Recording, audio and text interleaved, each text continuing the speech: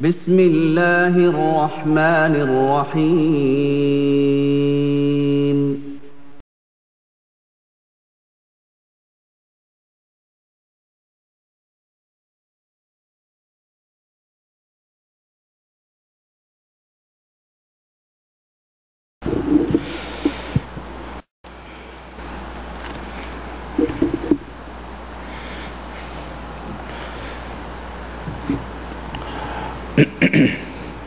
السلام علیکم ورحمۃ اللہ وبرکاتہ. الحمد للہ نحمده ونستعینه ونستغفره ونؤمن به ونتوکل علیہ ونعوذ باللہ من شرور انفسنا ومن سیئات اعمالنا. من يهده الله فلا مضل له ومن يضلله فلا هادي له ونشهد ان لا اله الا الله ونشهد أن محمدا عبده ورسوله. أما بعد فإن خير الحديث كتاب الله وخير الهدي هدي محمد صلى الله عليه وسلم وشر الأمور محدثاتها وكل محدثة بدعة وكل بدعة ضلالة وكل ضلالة في النار. قال الله تبارك وتعالى في كلامه المجيد: أعوذ بالله السميع العليم من الشيطان الرجيم. بسم الله الرحمن الرحيم. يا أيها الذين آمنوا اتقوا الله حق تقاته ولا تموتن إلا وأنتم مسلمون.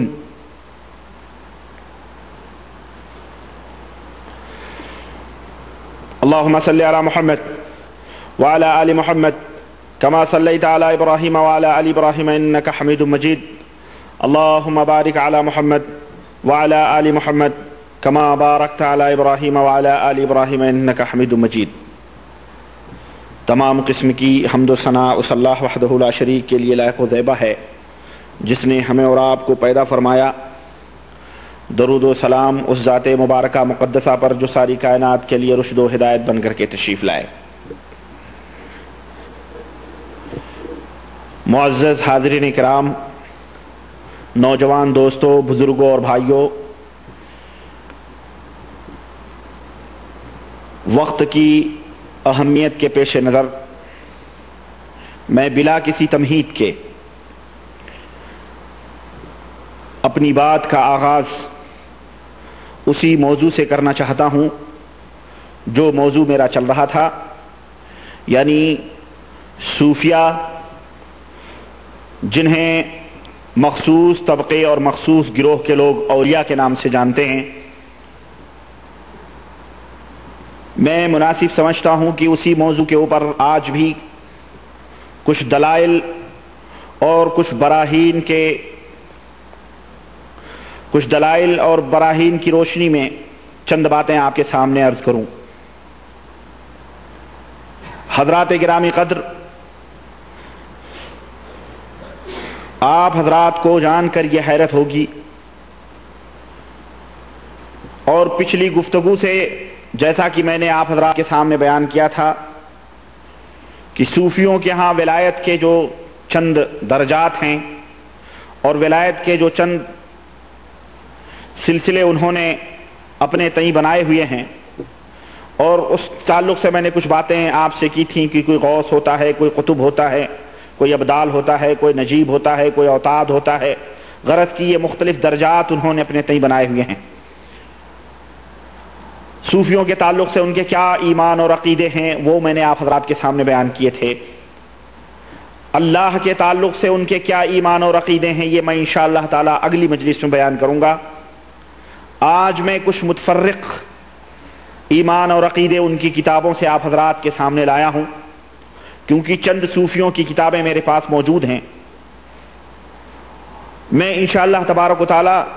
ان کتابوں کی روشنی میں آپ حضرات کے سامنے انصاف کے لیے میں ان باتوں کو آپ حضرات کے سامنے رکھوں گا کہ آپ انصاف کریں، قرآن و سنت کی کسوٹی کے اوپر ان باتوں کو تولیں اور اپنے ایمان سے یہ پوچھیں، اپنے دل سے یہ پوچھیں کہ یہ لوگ جنہیں دنیا ولایت کے آسمان کے اوپر فائش سمجھتی ہے، یہ لوگ جنہیں دنیا مشکل کشا اور حاجت روا اور پوری دنیا کے اندر تصرف اور عرش و کرسی ان کی نظروں کے سامنے سمجھتی ہے، ان لوگوں کے ایمان اور عقیدے کتنے گھٹیا اور کتنے ذلیل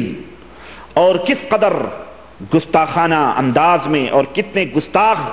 اور کتنے نبی کریم صلی اللہ علیہ وسلم، صحابہ اور شریعت اسلامیہ کے یہ دریدہ دہن اور گستاخ لوگ تھے۔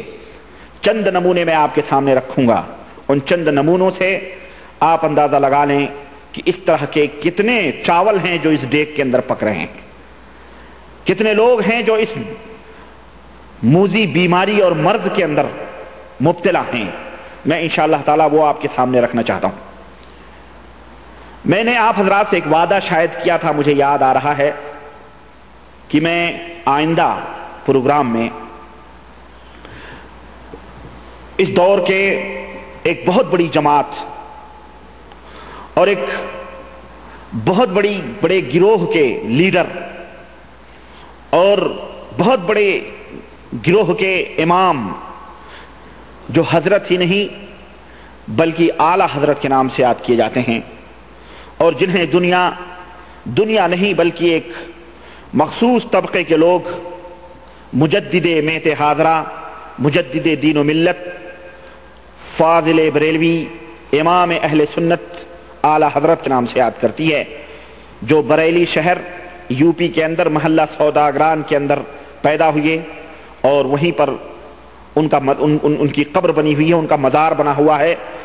جو بڑے بڑے محدثی، بڑے بڑے ان کے اندر جو بڑے بڑے سڑک چھاپ مفتی اور محدثین ہیں، ان کے پیشوا اور ان کے بہت بڑے رہبر اور رہنما، اور جو لوگ جا کے اپنے سر وہاں ٹیکتے ہیں، ان کا مزار وہاں بنا ہوا ہے۔ ان کی کتاب کے حوالے سے میں غوث اور قطب وغیرہ کے چند ان کا عقیدہ غوث وغیرہ کے تعلق سے، صوفیہ کے تعلق سے کیا تھا، وہ میں آپ حضرات کے سامنے رکھنا چاہتا ہوں۔ چنانچہ یوں تو بہت ساری باتیں ہیں، اور ان کی کتاب یہ الملفوظ مکمل حصہ اول دوم سوم چہارم جو میرے پاس ہے، اس کے اندر انہوں نے مختلف، یعنی اول کے اندر کچھ باتیں بیان کی ہیں،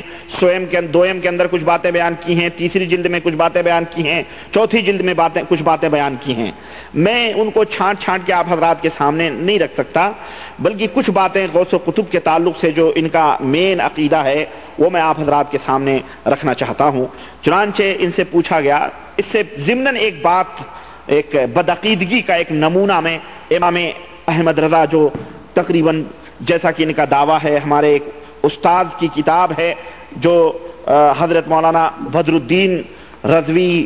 گورکھپوری اور مصطفی کے نام سے ہمارے استاذ تھے، یہ انہوں نے امام احمد رضا کی شان میں ایک کتاب لکھی ہے، ان کے تعلق سے میں بتاؤں گا کتنا بڑا مقام ان کا تھا۔ بہرحال اس کو چھوڑیں، یعنی ان سے سوال کیا گیا، احمد رضا خان صاحب سے ان سے پوچھا گیا کہ حضرت اس شعر کا کیا مطلب ہے، اس شعر کا کیا مطلب۔ اس سے پہلے ان سے ایک سوال ہوا، چلیں ملفوظات حصہ اول کے صفحہ 119 کے اندر یہ بات نقل کرتے ہیں، اور یہ قادری مشن نزد 9 محلہ مسجد بریلی یو پی کی طباعت ہے۔ یہ کہتے ہیں کہ ان سے سوال ہوا کہ حضور یہ جو صوفیہ اور اولیاء ہوتے ہیں ایک وقت میں چند جگہ حاضر ہونے کی قوت رکھتے ہیں؟ سمجھ آ رہا ہے سوال؟ ان سے پوچھا گیا کہ حضور یہ جو اولیاء ہوتے ہیں کیا ایک وقت میں بیک وقت ہر جگہ چند جگہ حاضر ہونے کی قوت رکھتے ہیں؟ مجدد دین ملت بدعت فاضل بریلوی فرماتے ہیں کہ اگر وہ چاہیں تو ایک وقت میں 10,000 شہروں میں 10,000 جگہ کی دعوت قبول کر سکتے۔ یہ ان کی طاقت پرواز اور ان کی قوت پرواز ہوتی ہے۔ چنانچہ اسی صفحے کے اندر کہتے ہیں سبع سنابل شریف میں حضرت سیدی فتح محمد کا وقت واحد میں 10 مجلسوں میں تشریف لے جانا تحریر فرمایا گیا ہے کہ حضرت سیدی فتح محمد جو تھے وہ بیک وقت، یعنی اگر کسی نے 1 بجے کی دعوت لی ان کی تو 1 ہی بجے آپ کے گھر بھی بیک وقت 10 جگہ وہ حاضر ہوتے تھے۔ کسی نے عرض